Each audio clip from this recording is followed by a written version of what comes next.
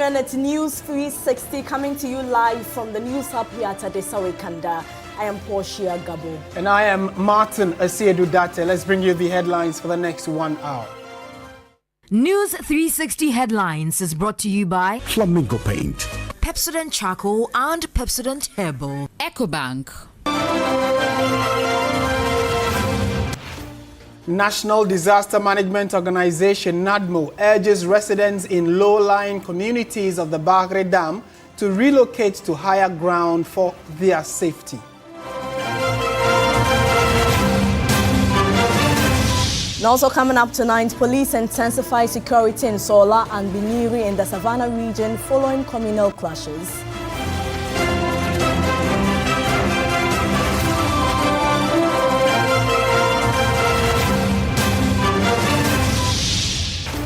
Later in the bulletin, OT region battling surge in typhoid fever cases with more than 10,200 confirmed infections recorded in the first half of 2025. In business news, financial expert warns removal of capital threshold for foreigners could disadvantage local investors and worsen profit repatriation.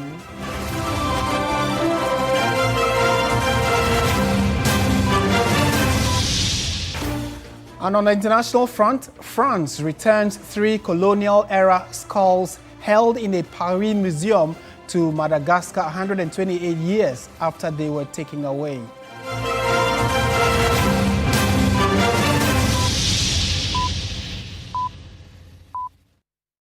We are live around the world on 3news.com. We are also streaming on Facebook, and we love to hear from you. So let us hear from you on your message session. The news now in detail, and following the announcement by Burkinabe authorities to undertake a controlled spillage of excess water from the Bari and Kompienga dams, authorities in the Upper East region, led by the National Disaster Management Organization, are stepping up emergency education efforts, urging residents in low-lying communities to move to higher ground for their safety.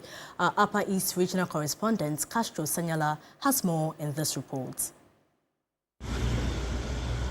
On Friday, 22nd August 2025, Ghanaian authorities received an official communication from Sonabel, Burkina Faso's national electricity utility company, regarding the annual controlled spillage from the Bagre and Kompienga dams. According to the communications, the current water levels are nearing critical thresholds, with the Bagre Dam at 233.99 meters, reaching 86.38% of its full capacity, and the Kompienga Dam at 177.66 meters. Burkinabe officials have warned that the effect of the spillage will be felt within 48 hours in Ghana, especially along the White and Black Volta rivers, putting communities and farmlands at risk of flooding.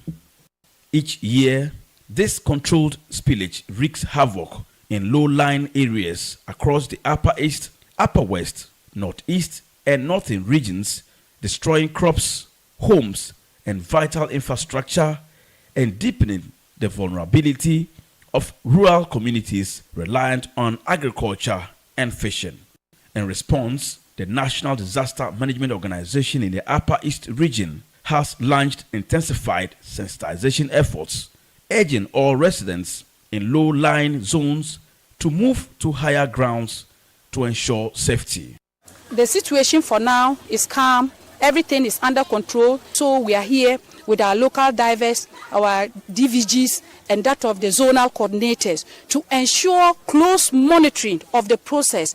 We have also been able to engage with the farmers, the fishermen along the White Volta River here. We have been able to sensitize them effectively on the need to immediately evacuate to higher grounds or to safer places.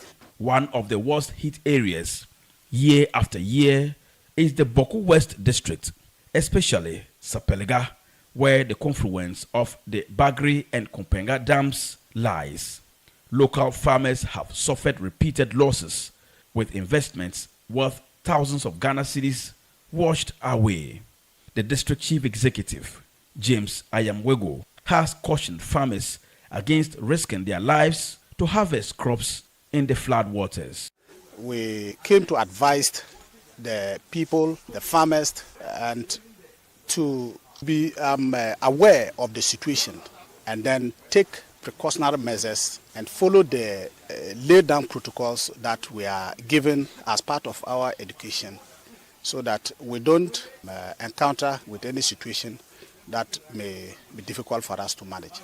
As local authorities led by NADMO continues its efforts to reduce the impact of the devastation this year, the chief of Sapelega, Naba, Abangba, Ayagba II is calling for long-term solutions to a problem that returns every year. But all the same, they should do well and also see to us. The government to see to us. It's everyday dance that they are dancing. They are saying nothing. We're all happy they've done that. Or else, after the damage is done, you're given a cap. A cap cannot use to feed yourself, neither your family. In the Upper East region, the spillage is expected to affect several districts, including the Boko West, Binduri, Boko Municipal, Nabdam, and Telensi districts. From the Boko West district of the Upper East region, Castro Senyala, 4TV3 News. And so we keep fingers crossed to see what in the coming days we will be hearing from government now that there is a promise that the Pualugu multipurpose dam will also be constructed. So we'll keep an eye on the Bagri Dam spillage and update you subsequently. Away from that, though, let's go to the OT region where very disturbing news is coming in, which is that the OT region is battling a surge in typhoid fever cases with over 10,000 confirmed infections recorded in the first half of 2025. Health officials say the outbreak is being driven by poor sanitation, inadequate waste management, and limited access to clean drinking water, putting several communities at risk. Data from the Regional Health Directorate shows that 4,417 cases were recorded in the first quarter of the year, followed by 5,816 in the second quarter. In response, a sanitation task force has been launched to lead cleanup operations, improve waste disposal, and roll out safe water initiatives aimed at containing the spread. In a minute, we'll try and get some connection to find out what exactly the community members, the leaders, opinion leaders, and chiefs are doing to stem the tide of this increase in typhoid cases. Very disturbing that over 10,000 citizens within the OT region have been affected by typhoid, and as it stands, it largely has been blamed on issues of poor sanitation and maintenance of insanitary activities of some of the residents there, and that has made it a major health concern. So hopefully we'll try and get some update regarding this. But if you are in that region and probably know someone who's been affected, or you have been affected yourself, in the comment section, do let us hear from you what exactly the locals themselves are doing to forestall or at least slow down the spread. So far, 10,200, we are told, have been affected by typhoid, a clearly preventable disease. So why is it that in 2025 we are recording not one or two, but in excess of 5,000? So that is the major concern that we have at the moment. We'll try and get some connection and get an update on it for you. In more news tonight, the Aircraft Accident and Incident Investigation and Prevention Bureau, AIB Ghana, is fighting back claims they are failing at their job. The Bureau says they have prevented multiple potential aviation crashes and still counting, although the AIB Ghana is not mandated to investigate military aircraft. Approval has been granted to be involved in the ongoing investigation into the recent Z9 helicopter crash claiming 8 lives. A report by George Queenan. We are not only active when there are accidents, but we are equally working behind the scenes to prevent potential aircraft accidents. A worried commissioner of the Aircraft Accident and Incident Investigation and Prevention Bureau, AIB Ghana, opened the press briefing on one of their core mandates. John Imboti said, although they are not mandated to investigate military aircraft, approval has been granted this time round to investigate happenings which led to the recent Z9 helicopter crash.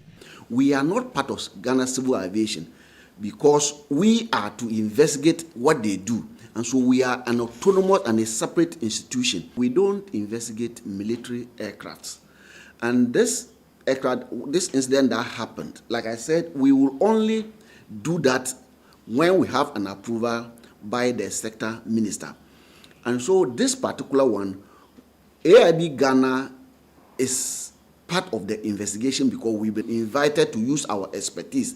And so AIB is fully represented. The commissioner also revealed that the purpose of such investigation is not to apportion blame, but rather avoid future occurrences. That is why you don't often see aircraft accidents. They are flying every minute in Ghana. But because of the recommendations that we do, that is why they correct all the mistakes that might have happened. Then that is where we don't have the, we don't incur, or we don't happen to see more accidents happening.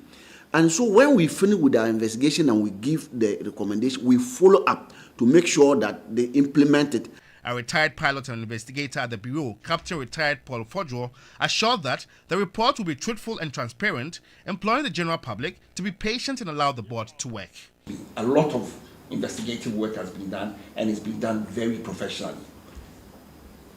We're going to, together as a nation and with all the various agencies, we're going to build up on all of that. And at the end of the day, I would just plead that we all be a bit patient. Yeah. Let's let the results come out, and I believe it will be a truthful and transparent thing, and the public will be happy that they waited a bit. But to rush, it would confuse the issue. AIB Ghana is a national agency responsible for investigating, regulating and preventing aircraft accidents and incidents in Ghana. In more news tonight, financial mismanagement among government agencies has seen a jump in the last year, especially payroll fraud, which saw 300% rise from 14 million cedis in 2023 to 57 million cedis in 2024. The Public Accounts Committee has demanded stricter measures to deal with the increasing financial infractions captured in the Auditor General's report. Deputy Finance Minister says a staff at the Accountant General's Department is under investigation for related offences. We've come across some allegations of payroll-related fraud issues that we have asked the investigation agencies to investigate. Fortunately, because these things are done on the system, it is even possible for us to see who activated somebody, who deactivated the person, and all that. There was one that went viral recently about someone who complained that I think a teacher or so name was taken off the payroll. Somebody assisted him to get it on, and the person was demanding a lot of money from him. Because he did not pay, they went ahead and removed his name from the payroll. We have taken serious view of this, and it is being investigated. Fortunately, Controller knows the person in the Controller office who activated, who deactivated, but a lot more information need to come out for us to know what really went on and for the appropriate punishment to be meted out. And so the Finance Minister takes serious views to some of these things, and he's asked that we have an in-depth investigation into it. We will apprise the general public of whatever the outcome is. And as Controller said, the public should be free to come forth with any information that will help us nip this trend in the bud. Let's now go to the Savannah region, where the Inspector General of Police is leading a high-level security delegation to the Solotuna Kalba district after deadly communal clashes there. The clashes were over disputed lands, forcing hundreds of residents to flee for safety. Fresh attacks last night prompted regional officials to tighten security even in neighboring communities. Christopher Mwaku joined the IGP and his team and joins us now for more. Christopher, thank you so much for your time. What can you update us on news on the communal clashes since the IGP's arrival? Yes, so Portia, as we speak, the Inspector General of Police, together with other top military officials, have been meeting with key stakeholders here in the Sola-Tuna Kalba district, where the land dispute claims some lives, injuring several others. Now, his first port of call was at the Regional Security Council, where he met with them and had a discussion with them on the security arrangements. From there, he moved to the palace of the King of Goja, Yagomura Bikunuto Jewusole the first, to also have a briefing and an interaction with him. From there, the team moved straight to Sola, where they met with the Solaura and also had some discussions with him. Then, currently, as we speak, the team is in the Kalba area interacting with people. Portia, let me say that the conflict that started on Sunday, there are some escalations here in the Sola-Tuna Kalba district, because previously it was only the Gweniri community, but now it has escalated to several other adjoining communities. Now, earlier today, when the security personnel in the community escorted some people to safety, by the time they returned into the community, the chief's palace was burnt totally to ashes. And that is how severe the conflict is, even though police and military are trying their possible best to calm the situation. Right here behind me are several hundreds of people who have fled this conflict zone to the Sola community for safety. For the past 2 days, these people have been here. Some of them have not even eaten. Others have not taken their bath.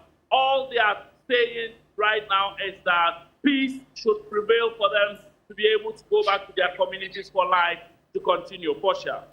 Christopher, does this mean that more people are still fleeing despite the police deployment over there?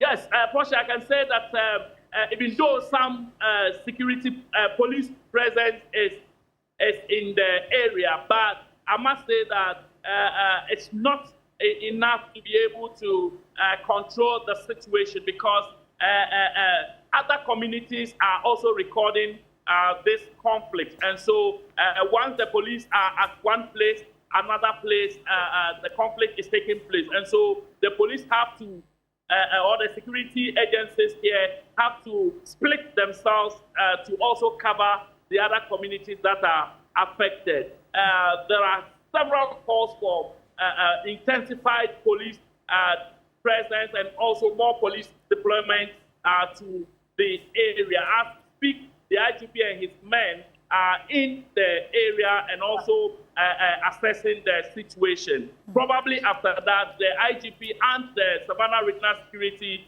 Council will deploy more security into the area, because the situation is not looking too good. Portia. Christopher, just before you go, are NADMO officials also there to give aid to victims? Portia, come again. I'm asking if NADMO officials are present in the community to give relief items or aid to the victims. Okay, so I've not cited any NADMO official here, but what is happening right now is that the Ministry for Gender, Women and Social Protection, through the Ghana School Feeding program, the social protection aspect of it, they have prepared some quantities of food to supply to these affected people here. And so pretty shortly they will be distributing the food. They have arrived here. I've just cited them. They have brought the food in large quantities to also supply from the Ministry for Gender, Children and Social Protection. Christopher, thank you so much for your time. Christopher Mwako is our Savannah Regional Correspondent. Now let's take a step back to our earlier story having to do with the increase in typhoid cases being reported from the OT region, where we are told in excess of 10,200 individuals have been affected by this ailment. We do have the Regional Environmental Health Officer Cynthia Sechere joining us to update us on what exactly the immediate steps are to at least prevent the further spread of this unfortunate incident, or the spread of this disease, we're told, in the OT region. So, Madam, a very good evening to you. If you can hear me, can you give us an overview of the current typhoid fever case in the OT region? Thank you very much for the opportunity given me. I take the opportunity to also greet your dear listeners. It is true that OT region, being one of the newly created regions, is currently having a high prevalence rate of typhoid fever of about 10,233. I must say that last year review meeting from Ghana Health Service put the Regional Coordinating Council on its current state, of which we have to take decision to address this communicable diseases, more especially with the typhoid cases as a result of poor sanitation practices. And so as part of it, we were able to identify the contributing factors, and we saw that we need to have a task force to enforce the law, because we have intensified hygiene and health education across the region continuously for about 6 months, and still some people are still not responding to good practices of sanitation. They throw it anyhow. There is inadequate, improved, and resilient household latrines. We don't have potable water, and for that matter, we decided that, look, let us bring on board the enforcement of the Public Health Act, the Criminal Code, and the bylaws that we have from the various MDEs. And so enough have been done when it comes to hygiene, education, and awareness. Right. And we are picking on board strongly with law enforcement from Tuesday. So that was actually the question I was going to ask, that if 6 months into the new year, you are recording in excess of 10,000, how long ago did you start these public engagements and awareness creation, that although that is in place, we are still recording over 10,000 people infected by a disease caused simply by filth? Okay, so that comes back to law enforcement. We realize that enough has been done when it comes to sensitization, but yet still we have recalcitrance. And therefore we took the resilience planning approach to assess our status as a region, and we recognize that, look, enough has not been done when it comes to law enforcement. Last year, for instance, the whole of the year 2024, we were able to serve 19 court sermons. Out of the 19, only 8 complied with the sermon. Right. What happens to the rest? And so it's why the REST Fund, that's the Regional Environmental Health Task Force, has been born. Okay. And with this one, we are going to make sure that gap, we are going to enforce it to complement the hygiene education that we've been talking about. All right, Madam Cynthia Sechere, thank you for your time this evening. She is the Regional Environment Health Directorate in the OT region. In more news tonight, 8 persons who assaulted Mavis Hawakumsen, a former Minister of Fisheries and Aquaculture, and 2 others during the Ablekuma North rerun elections have been convicted by an Accra Circuit Court. This was after they had pleaded guilty to conspiracy to commit crime, to wit, assault and other counts of assault. The 8 persons include Mohammed Abubakar, a private security person, Jijani Mahmood, a driver, Prince Jatbasu, a businessman, and Anas Mohammed, an estate developer. The rest are Mohammed Hamda, a mechanic, Dako Otibu Samuel, a businessman, Musa Muntari, a station manager, and Ali Said, a businessman. The accused persons were convicted on their plea, and the court deferred sentencing to Friday, August 29. The accused persons who are on police enquiry bail were granted a court bail in the sum of 80,000 cedis with one surety each.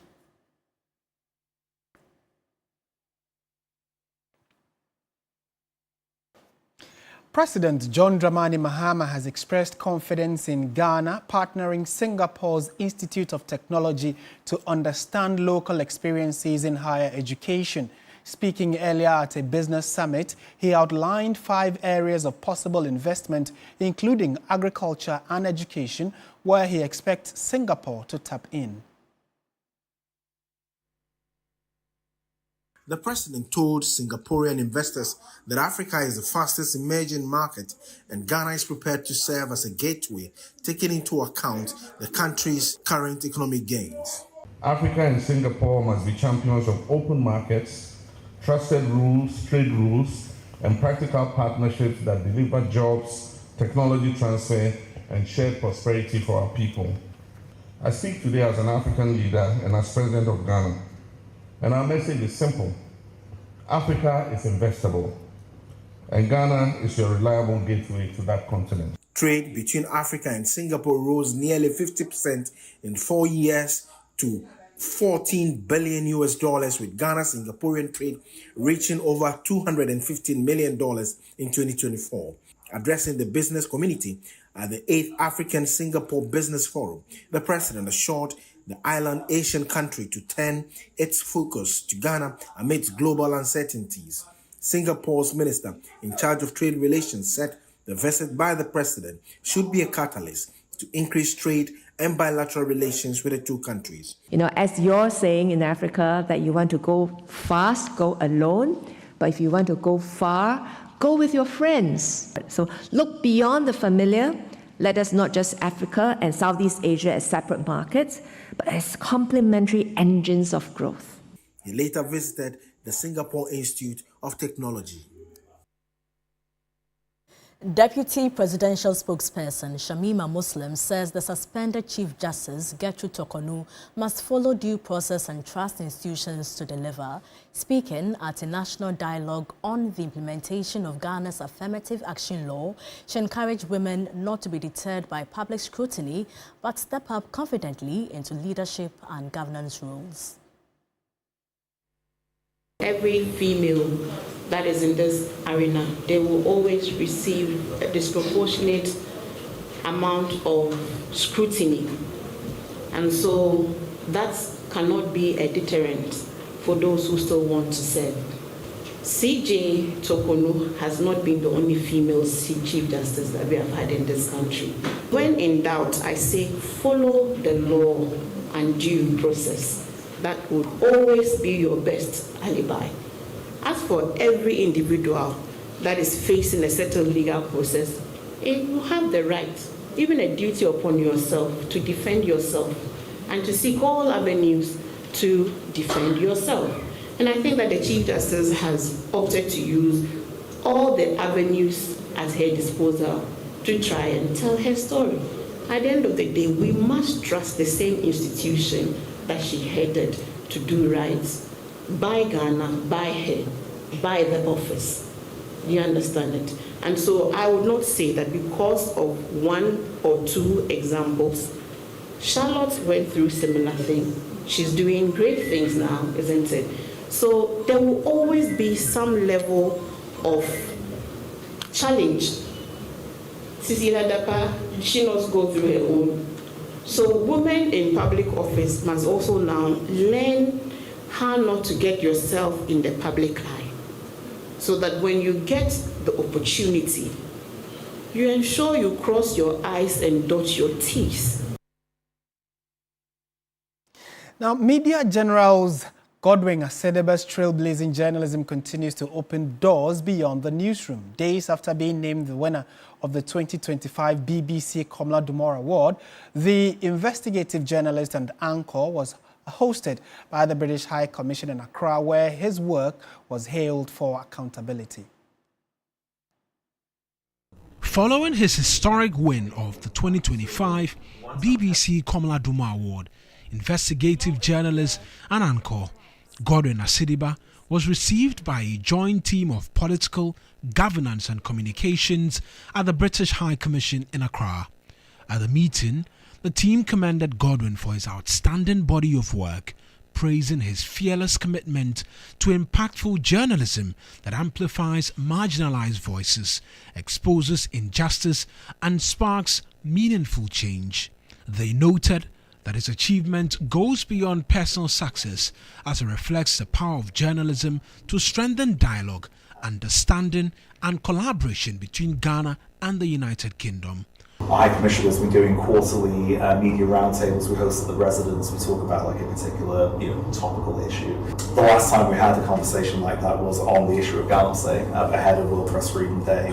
But we'll rotate through various issues. So again, when you're back in country, because I think it will be the next one will be when you're away again in the new year. It'll be good to try and get you to be part of that. The British High Commission expressed optimism that this milestone could open new doors for building stronger ties between the two countries through the lens of storytelling and responsible journalism. It's really looking ahead to the relationship between the UK and a country like Ghana that we see as a very sort of progressive, modern partnership. No longer aid-dependent, but more about how we can work together to promote trade, development, and also international issues. Godwin reaffirmed his dedication to telling stories that matter, stories that make impact, and stories that bring about change, emphasizing that the award is not an end, but a call to do more for communities whose voices often go unheard. I just have some sort of love for the job that I do, and I yearn for results as well. I grew up in the northern part of the country, and some of the things that most of these people go through, are experiences that I've also walked through. So going up to this level and still realizing that such things are happening, I feel I can just use my power as a journalist to tell such stories. You're telling this story not just for people who are highly intellectual. There are people who haven't been to school. You need to tell it to fit into every angle. So once you humanize it and you allow the people to tell the story, everyone can get to relate to it, and then you get the results that you're looking at the end of the day. Congratulations once again to Godwin. It's the crossing of the legs for me. Big up, Godwin. Big up yourself. We have more news coming up shortly. Do stay with us.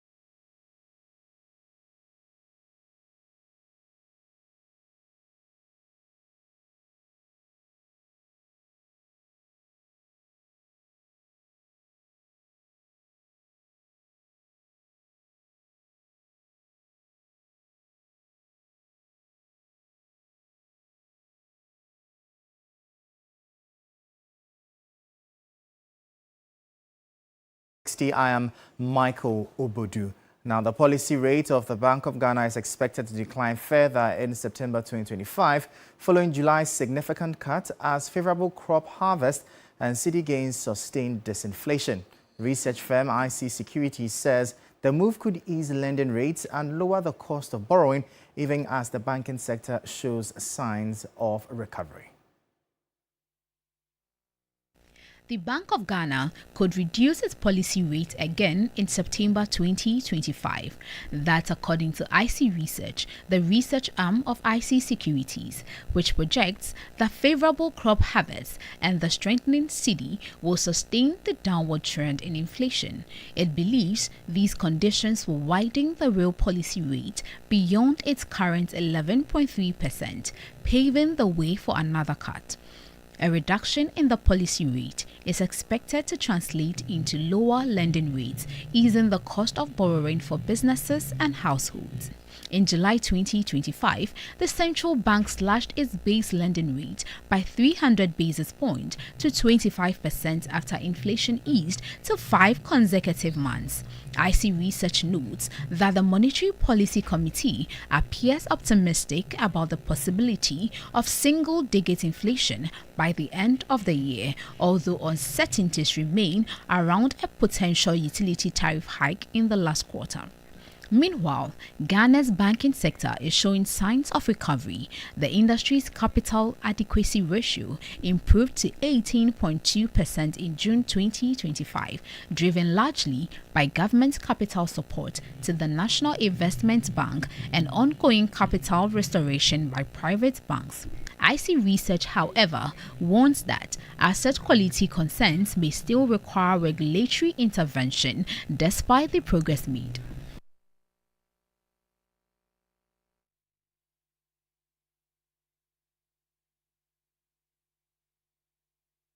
Now, to more stories, the chief executive of Dayless Finance has raised concerns that the removal of the capital threshold for foreigners could have negative repercussions.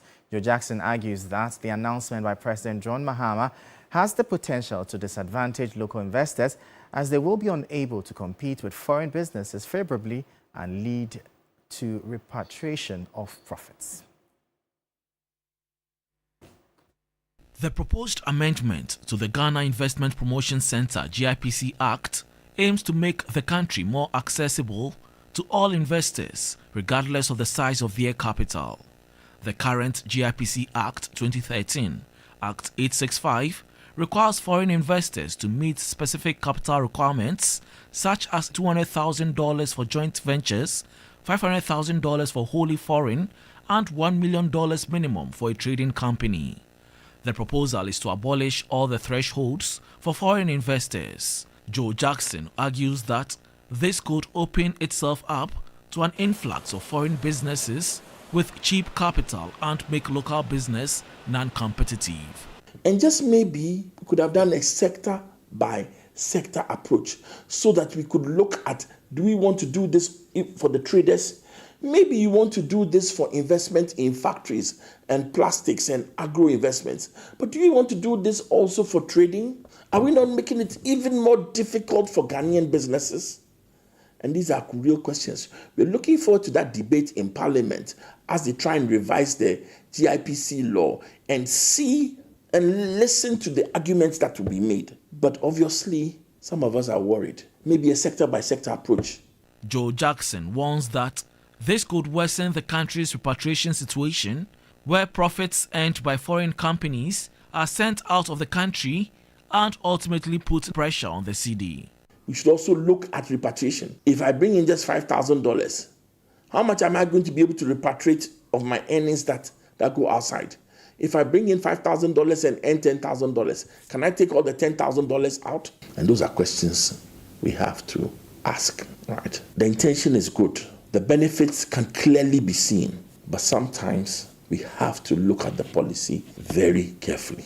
This move highlights the ongoing challenge for policymakers to balance the need to attract foreign investment with the imperative to protect and nurture local businesses and maintain macroeconomic stability. Now, GCB Bank PLC has hinted of plans to extend operations beyond the borders of the country. Board chairman of the bank, Professor Joshua Alabi, at the quadrennial delegates conference of the Professional and Managerial Staff Association Union of the bank, said the bank has operated successfully for decades here in Ghana and has a strong foundation to expand operations internationally. Our intention, like the Deputy Minister said, that we should go international. And like I said, we have identified that. So our plan now is to go to Liberia, Sierra Leone, the Gambia, Burkina Faso, Niger, and Mali. All we need is a strong base home before you can move outside. If you don't have a strong base home, you can't go and do anything outside. The quadrennial delegates conference, which was held in Ho, presented an opportunity for the various union members and staff to reflect on key union issues.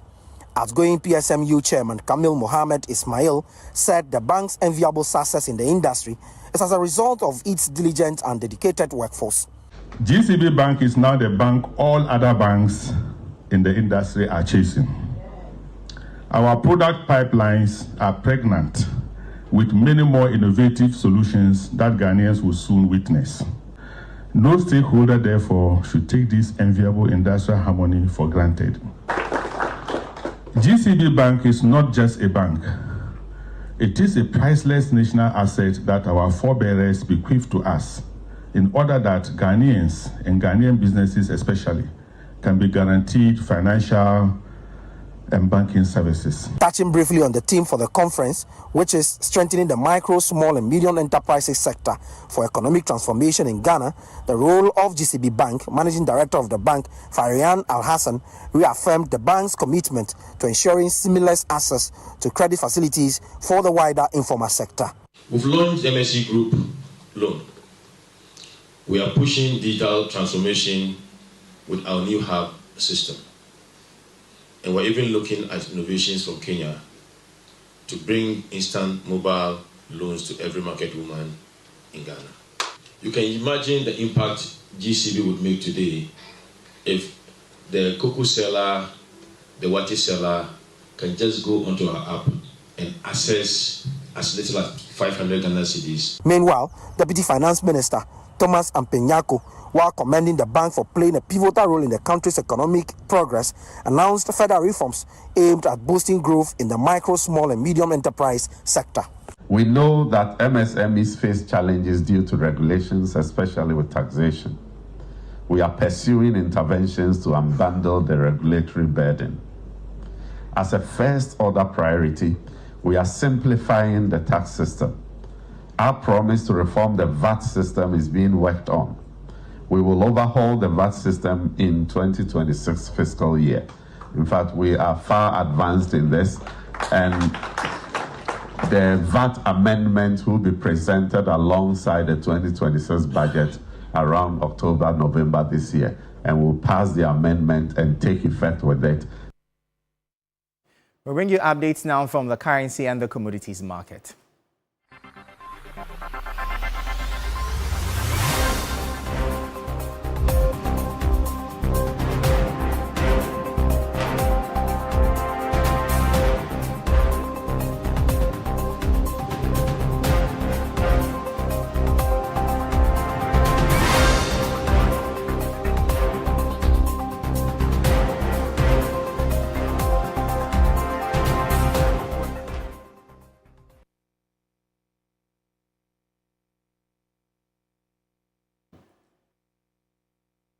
And that'll be all for the business segment here on News 360. I am Michael Obodu. Thank you for watching. Up next, the sports.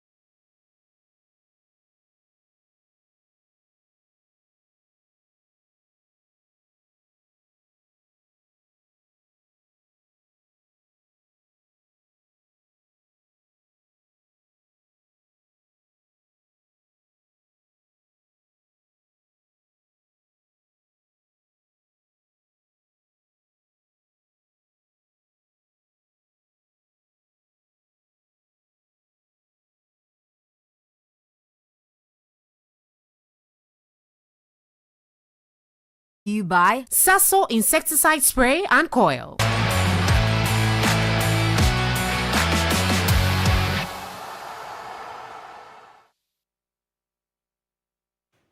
Hello, good evening, and welcome to the sports segment here on News 360 with me, Oreku Ampofo. We begin with police ladies whose Women's Champions League qualifier campaign started on a rather disappointing note after a close defeat to former champions Bayelsa Queens. Despite the tough start, head coach Yusuf Basigi is confident his side can still turn things around when they face Samnelli on Wednesday. In my day to will be different, because we need to go all out, because we don't have to leave any stone unturned for the fact that we need a 3 maximum points. So our approach in this particular game will be very, very, very serious one, because I know Samneri, they will want to draw with us, so they will be playing a more of defensive to attack. And we also have that at the back of our mind, knowing very well that when you are defending, then you take on counter break, we know how to also counter you. So we are prepared for that. Actually, most of the players, especially those who have not tasted this kind of tournament before, they were a bit jittery. So they didn't settle on time until the second half, they started picking up. And this time around, hopefully, they will continue from where they started picking up. So it means that we expect maximum performance. The medical team are doing marvelously well to make sure they stabilize everybody. DJ Welfare is here, and they were always in communication and giving us a very high morale messages, and that's why we feel at home. Even though he's not here, we are feeling his presence here because he has this able rep here to, put things under control. So we actually feel at home. Well, let's do some more here, where Madagascar booked their place in a historic first Total Energies African Nations Championship final after edging Sudan 1-0 in a rather tense semi-final at the Benjamin Mkapa National Stadium on Tuesday evening, with both nations seeking a maiden appearance in the CHAN final. The game ended going into extra time with no goal scored in regular time. The game's only breakthrough came in the 116th minute when Rafa Nomenzantoa weaved into space before slipping a pass to Rako Tondriabe, who calmly drilled the ball into the bottom corner past goalkeeper Abuja. Madagascar now travel to Nairobi for Saturday's final, where they'll face either defending champions Senegal or two-time winners Morocco. Sudan, on the other hand, will play in the third-place playoff on Friday in Tanzania.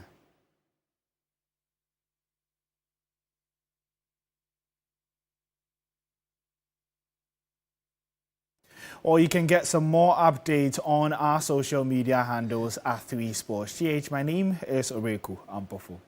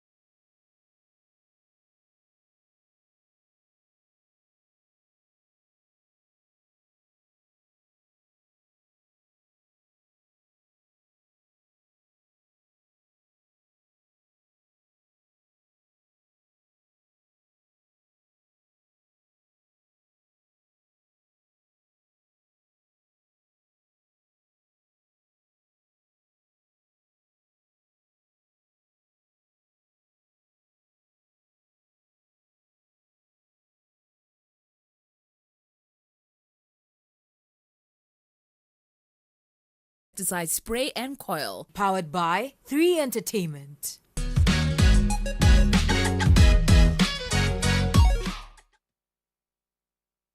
For some entertainment tidbits.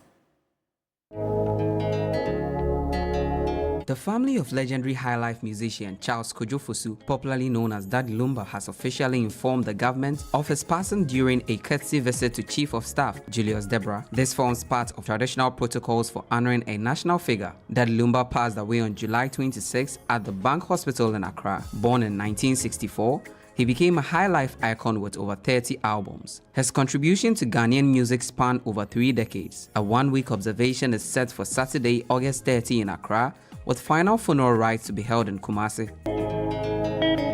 Lil Nas X was released from jail on August 25 after pleading not guilty to 4 felony charges, including assaulting police officers and resisting arrest. The 26-year-old was arrested on August 21 in Los Angeles and briefly hospitalized for a suspected overdose. He posted $75,000 bail and is required to attend 4 Narcotics Anonymous meetings per week. A preliminary hearing is set for September 15. His legal team maintains the incident was out of character and the test results are still pending.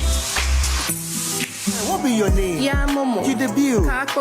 If you get dough, I go fish show you noko. Ghana's viral social media vibes is hitting the big screen, directed by AMVCA award winner Nicholas Nati, popularly known as Big Goon. Vibes the movie premieres on Saturday, October 4, 2025 at Silverbed Cinemas, Accra Mall and West Hills Mall. The original series, known for its mix of rap, comedy and relatable stories about Ghanaian youth, gained over 10 million views online. If them bust your money when you see them for streets, them talk your matter when you catch them for streets, you for left farm, you for left farm. Now, it's returned as a full-length musical comedy drama, capturing the same humor, music and urban energy that made it a nationwide hit. More than just a film, Vibes the movie celebrates a generation's creativity and the journey from social media stardom to cinematic storytelling. Wow, how we go get the celebs from the movie we they make? The celebs and the cost, they go fit come on board. How we go have the talent when nobody go support? Boss who? You dey find actors. Mr. Fabi Celeb. Who they talk to you? Boy, I can't imagine.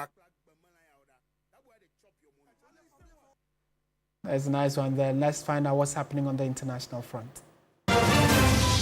France on Tuesday returned 3 colonial-era skulls held in a Paris museum to Madagascar 128 years after they were taken to France, including one believed to be that of a Malagasy king killed by French troops. The skull presumed to be that of King Touera and 2 others from the Sakalava ethnic group were formally handed over at a ceremony held at the French Culture Ministry. France has sought to confront its colonial past by returning artifacts and human remains from museums to their countries of origin. This is the first restitution under a law passed in 2023 that facilitates the return of human remains from France's public collections. Trump has been pressuring the Federal Reserve to cut interest rates, a move which the U.S. Central Bank has so far been cautious to do, but that could soon change. Speaking to central bankers gathered at Jackson Hole in Wyoming last week, Fed Chair Jerome Powell gave a boost to expectations that there will be an interest rate cut in September. Economists and investors were already expecting borrowing rates to come down from their current 4.25 to 4.5% range. Recent weakness in the U.S. jobs market raised those expectations further, but the impact on prices of Trump's sweeping tariffs had raised doubts. And that's it for our package this evening. Thank you so much for watching. I am Martin Asiedu-Dartey. Mind you, at 9 p.m. we have Agenda with Beatrice Edu. And I am Portia. Gabor. Do join Alfredo Cancer at 10 p.m. for Ghana Tonight. Good evening.